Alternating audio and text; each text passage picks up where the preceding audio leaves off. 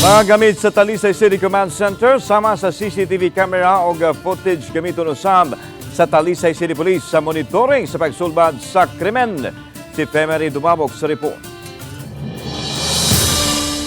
Kini ang nakabot nga kasabutan sa hepe sa City of Talisay Traffic Operations Development Authority konstituda ug sa bagong hepe sa Talisay City Police. Atol sa pag-courtesy call ni Police Lieutenant Colonel Epriam Paguyod ug pagbisita sa Command Center.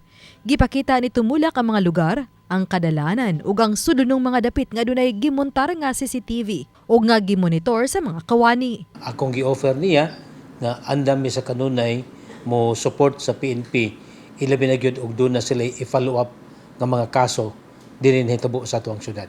Magamit na sa atong kapulisan ang atuang mga CCTV cameras unya ang ato sang mga personnel sa field andam sad nga motabang sa atong PNP ilabi na gyud nga ang tanang on duty personnel doon na may mga handheld radio so sila mo dali dayong makareport unya makahatag ng description sa mga suspect.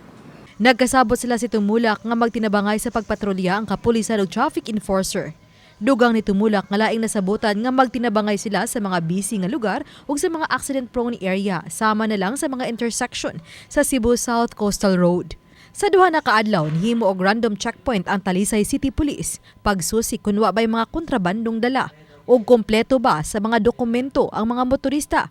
Gihimo ang checkpoint ilabi na sa kagabhion.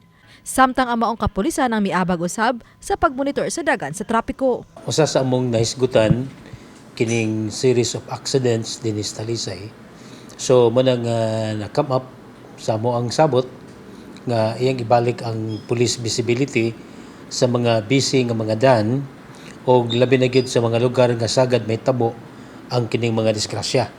So ang iyang patrol iyang i-deploy kunya mo standby sa usa ka lugar. Gipaybaw ni Tumula nga sagad sa mga disgrasya ang may tabo sa gabi hangtod na sa sayo sa buntag. Oba ni Cleofer Lumayag ug Rod Prado, Femery Dumabok. Balitang Bisdak.